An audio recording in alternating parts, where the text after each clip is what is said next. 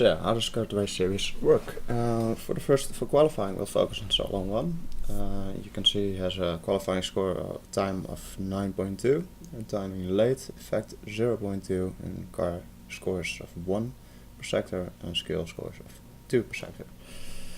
So we'll scroll down to his deck. The track info is very important as well. You can see the sector 1 is mixed, sector 2 is mixed, and sector 3 is mixed. There's an error rating of 1 and a damage rating of 1 as well. And below in the calendar you can see that the error rating can be a bit higher, like Brands Hatch has 2, and damage rating can also be higher. Lozail has 2 and Brands Hatch has 3. Looking at the deck of Solo 1, his car score for mixed is 1. Then he has 2 mixed cards as well, so that's where those 2 of the skill cards come from. He only chose to go out late, which causes his focus to still be full, as you can see in the top right of his deck, and he only has 1 skill point for this race to spend.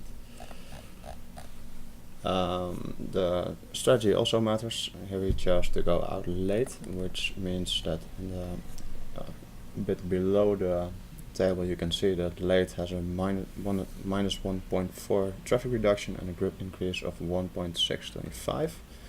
The sum of that is 0.2 approximately, and that's where the effect comes from in his row. Onto the race. I'll use my own position for this. And I'm down to 12th, all the way down. For the race you will look at the cars around you and of course to your own deck. You can see that I don't have any more skill card slots, so I have to upgrade what I already have. This week's track is very important, of course. This was the last race of the series, so it does not make sense to look at future races. So since Mugello only has mixed sectors, I'm pretty safe with my 2 skill points, where the others only have 1. Hoogendijk and Rees, you can see, only have 1 skill point. I have 2 skill points. So upgrading mixed with another 2 skill cards is probably the best idea. Also, since I want to overtake, and as you can see, Hoogendijk does not really have any attack or defend cards, and Ferrero is a bit ahead, but he only has 1 skill point and he has lower focus as well, which lower focus means that there are more error reductions during the race. So let's go just for 2 mixed skill cards. As you can see already before, so I have to refresh it again. That was because of a previous video. So what are my cards? Straights, then 3 mixed, so 1 straight card. Upgrade from 1 to 3. Normally I would have selected 1, but since I want 2 and I can spend 2 points, I can go to 3, attack and defend card, and I think I have a consistency card as well. You have to make sure that this is exactly right. Those are the 5 cards. Then we can go to the battle risk. This is on top of your attack and defend cards. In the battle you can choose a strategy. So if I have 2 attack cards and I choose all out, then I have a +4 effectiveness and a battle only on attack. If I also go all out and I defend, then I have a +2 bonus on top of my defend cards. So if I have 0 defend cards, I still have a score of 2. And of course that also goes the other way if you do back out or play safe. Since this is a track with very few errors, you can see the error rating was 1 for this, so it's just a normal error rating and also a normal damage rating. I can become a bit more aggressive. For 3 cars in a battle it might be safe to go for stay this time. Here I'll just push it a bit. Race goals is also a win race is kind of out of the question if I just qualify 12. Win at least 2 battles in a race is quite likely because I've done that before. That's also something that you have to be a bit aware of.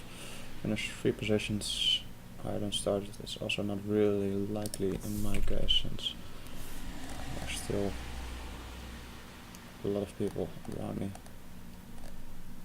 Could happen. But I don't have a clear advantage on this track. If I had already had 4 mixed cards, then it would be a lot easier. Make one pass without damage is unlikely since I don't have any awareness cards. Like below, awareness reduces damage in battles by 1. Win one battle as defending driver is also unlikely. Finish the race without any damage in any sectors is also quite unlikely. Again, because of the awareness cards and the defending driver, because I do not only have one defend card, and I will probably only go up in the rankings. So next week's qualifying strategy is not really important because there is no next week. If there was, then we'll have to look at what sectors the track has, the error rating and damage rating, possibly.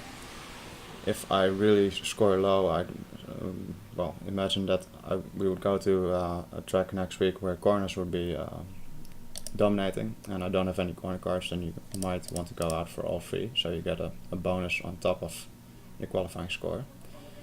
Then again, you lose focus for the race, so you have a lot more errors in that race. So for this time I'll just do 2 of them. I just get a bonus as well, a smaller bonus, and you have a bit more focus left. Then you just choose to submit.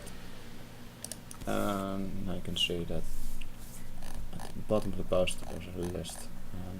I just submitted another one as well, but this is what will usually happen within a minute.